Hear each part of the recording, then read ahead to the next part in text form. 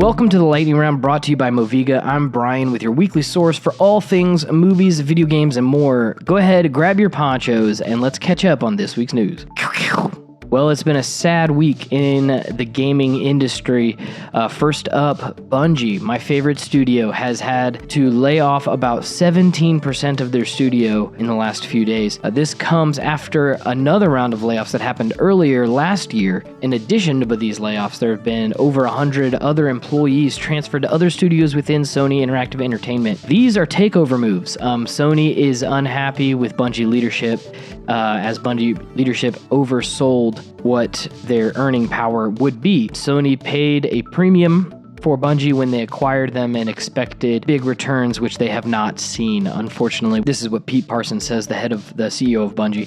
He said, with the quality of Lightfall and other things in the gaming industry, they just missed their projections, but they missed those projections by 45%, and those were set by Bungie leadership. 45% is a big miss, so I squarely place the blame on Bungie leadership, and it looks like they may be paying the price by losing their studio. Hopefully, Sony takes care of the legacy of Bungie and Destiny moving forward, putting people in place who will rightfully care for the IP and those who love the game.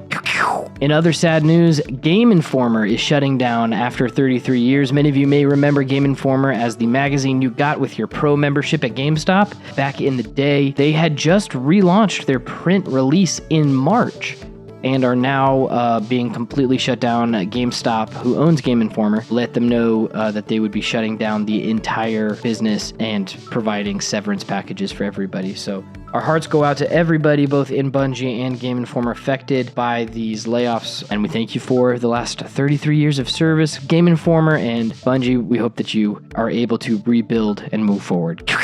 In better news, Star Wars Outlaws is testing well. This game was one that I had my eye on. I love Star Wars and I love Star Wars games, but this one I was like, I don't really know about it. The main character has been some unwarranted feedback about the looks of the main character. While I do think that the main character maybe looks a little bit more cartoony in comparison to the rest of the game, I don't have anything other than that. But critics and those testing the game ahead of its release are saying that it is awesome. So that's great. We need more Star Wars games that are just 10 out of 10 hits like the Jedi Fallen Order and Jedi Survivor games.